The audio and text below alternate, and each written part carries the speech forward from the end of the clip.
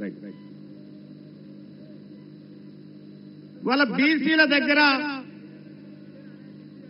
ఇక్కడ ఉన్నటువంటి మిత్రులారా, ఏ బాబు కొద్దిగా కూర్చోవచ్చు కదా, వెనకాల కూర్చోవచ్చు కదా, ఒక్కసారి కూర్చోండి. బీసీలల్లా లీడర్ లేడున్నారా అంటే ఇక చూడరాదు, ఎంతమంది లీడర్లు ఒకసారి చేయలేవాడు, మీదోళ్ళు వెళ్ళేవాడు.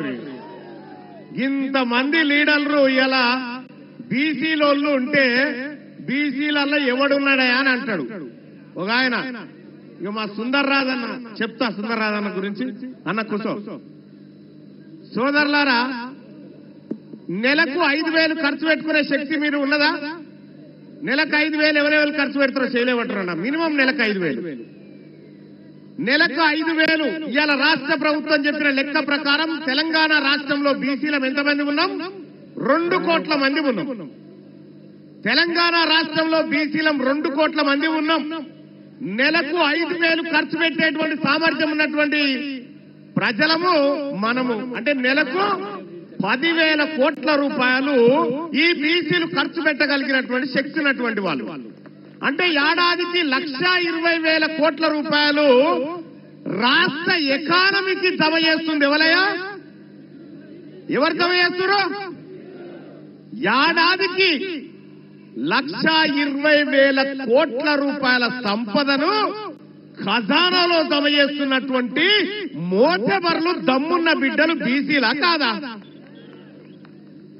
మరి మేము జమ చేస్తుంటే మీరా కుప్ప మీద కూర్చొని రేషన్ కార్డు ఇస్తాం, కూల్యాలు పని చేపిస్తాం. మనం కదా ఓనర్లం.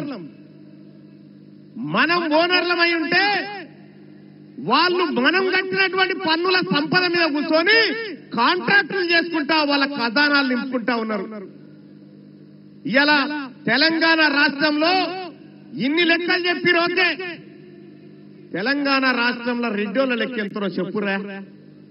రెడ్లు ఎంతమంది చెప్పిరు, లెక్కలైతే వచ్చినాయి కదా. ఇలా వెలమోల సంఖ్య ఎంతో చెప్పురు. మీకు దమ్ముంటే ఈ 2 పేపర్లలో హెడ్లైన్ రాయించి మీరు తిరుగురు చూద్దాం. ఇవి చెప్పరు. ఓసీలట 20% ఉన్నారని రాసుకుంటా ఉన్నారు పాపం. ఇలా లెక్క తెలంగాణ రాష్ట్రంలో ఉన్న వెలుమోలు ఎంతమంది అంటే గట్టిగా 1,00,000 లేరు. ఇలా బీసీల మీటింగ్ కోసం వరంగల్ రోడ్డు మీదకి ఎక్కిన 1,00,000 మంది అంతమంది కూడా లేరు. మొత్తం ఎవరు వెలమల జనాభా. వాళ్ళు 13 మంది ఎమ్మెల్యేలా. ఇలా మా సుందర్రాజన్న చెప్తా ఉన్నాడు 14 లక్షల మంది. వాళ్ళు ఓటర్లు కాదు, మొత్తం జనాభానే గంత. ఓటర్లు ఇంకా తక్కువ ఉన్నారు.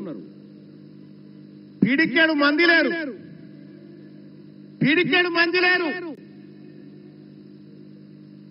వాళ్ళు 60 మంది ఎమ్మెల్యేలై అసెంబ్లీలలో చట్టసభలలో కూర్చుంటే ఈ బీసీల బతుకులు మార్చడానికి వాళ్ళు నిర్ణయాలు తీసుకుంటారా? మీరు ఒక్కసారి ఆలోచన చేయండి. తీసుకోరు. ఇలా బీసీల చేతుల్లో భూములు లేవు, బీసీల చేతుల్లో అధికారం లేదు, బీసీల చేతుల్లో ఆర్థిక వనరులు లేవు. మొత్తం ఉన్నదంతా వాళ్ళ చేతుల్లో ఉన్నది. కానీ బీసీ ప్రజలారా గుర్తు పెట్టుకోండి, నిన్నటి దాకా ఒక లెక్క, ఇయాల్టి నుంచి ఇంకొక లెక్క. నిన్నటి దాకా ఒక లెక్క. ఈ బీసీలలోంచి ఎవడు అడిగేటోడు లేడనుకున్నారు. ఈ బీసీలకు ఇట్లనే 4 రోజులు ఉద్యమాలు చేసిపోతారనుకున్నారు. కానీ గుర్తు పెట్టుకోండి, ఇవాళ బీసీ సమాజానికి, తెలంగాణ రాష్ట్ర బీసీ ప్రజలకు మీ బిడ్డ టీన్మార్ మల్లన్న ఖడ్గం పట్టుకొని ఉన్నాడు. ఒక్క అనా పైసా పోయినా ఊరుకునేటువంటి ప్రసక్తే లేదు. చూడలే మొన్న చట్టసభలో చూడలే, నేను అధికార పార్టీలో ఉండి కూడా మొన్న ఇప్పుడే చెప్పిన 1,20,000 కోట్ల రూపాయలు మనం జమ చేస్తున్నామని. నేను మొన్న మండల్లో మాట్లాడినా, ఎంత ఇస్తున్నారా బడ్జెట్ల బీసీల కంటే 9,000 కోట్లు. 1,20,000 కోట్లు తీసుకొని 9,000 కోట్ల రూపాయలు మనకిస్తారట. అంటే ఎవరి సొమ్ముతో ఎవడు బతుకున్నానా? ఎవరి సొమ్ముతో ఎవడు బతుకుడు? మన కష్టంతో వాళ్ళు బతుకుంటే మనకు సేవ చేస్తున్నట్టు అని చెప్తా ఉన్నారు.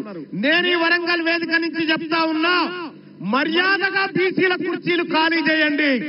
మర్యాదగా బీసీల కుర్చీలు ఖాళీ చేయండి. మా బిడ్డలంతా తయారున్నారు ఈడ ఎక్కడానికి, కుర్చీలు ఎక్కడానికి మా బిడ్డలు తయారున్నారు. ఇలా సిద్ధమేనా? ఉన్నారా? మా బిడ్డలు ఇవాళ కుర్చీలు ఎక్కడానికి సిద్ధంగా ఉన్నారు. ఒక ఆయన పొద్దుగాల లైవ్ నడుస్తా ఉంటే ఒక ఆయన కామెంట్ పెట్టి నడుస్తున్నా. ఆయన పేరేందో ఉండే, నా ఫోన్ లో ఉండే, మహేశ్వర్ రెడ్డి అని ఒక ఆయన కామెంట్ పెట్టింది. ఏంటంటే బీసీలంతా మా ఉత్స తాగాలరా అని పెట్టిందంట.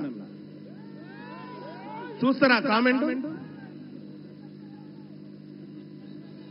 ఇక చూడరు, బీసీలంతానట రెడ్ల ఉత్స తాగాల, మా ఉత్స తాగాలరా అని చెప్పి అలా కామెంట్ పెడతా ఉంటే, ఇంకా ఏం సోపది మీకు మాకు? జరా ఈ కెమెరా ఏదైతే ఉందో ఇది జూమ్ చేయండి వాయిస్. ఈ లైవ్ స్క్రీన్ల మీద కనిపించేటువంటి కెమెరా ఇక చూడండి. మహేష్ రెడ్డి అట బీసీలు ఎప్పుడు మా ఉత్స తాగాల్సిందే అని చెప్పి, బీసీల మంట వాళ్ళ ఉత్స తాగన్నట. ఎవనుత్స ఎవడు తాగితే ఇలా 1,20,00,000 రూపాయలు మా సొమ్ము, 1,20,000 కోట్ల రూపాయలు మా సొమ్ము మీరు తాగుకుంటా, మా బీసీల ఉత్స మీరు తాగుకుంటా మమ్మల్ని ఉత్స తాగమంటారా? దొంగ నా కొడుకులారా, మా సొమ్ము కదా ఇది, మా సొమ్ము తాగుకుంటా మమ్మల్ని. బీసీలకు ఇలా అధికారం మేమంటే ఒక ఆయన అంటాడు, మీరేమన్నా చేసుకోరు కానీ రాజకీయాలు చేయొద్దట. బరాబర్ రాజకీయాలే చేస్తాం. మా బిడ్డ శ్రీకాంతాచారి ఆత్మ బలిదానం చేస్తే ఆ శవంకాడ కాపుకున్న దొంగలు మీరు ఇలా మా బీసీల గురించి మాట్లాడతారా? మా బిడ్డకు చేసిన న్యాయం ఏంది ఒక్కసారి నేను అడుగుతా ఉన్నా. ఏ లెక్కకు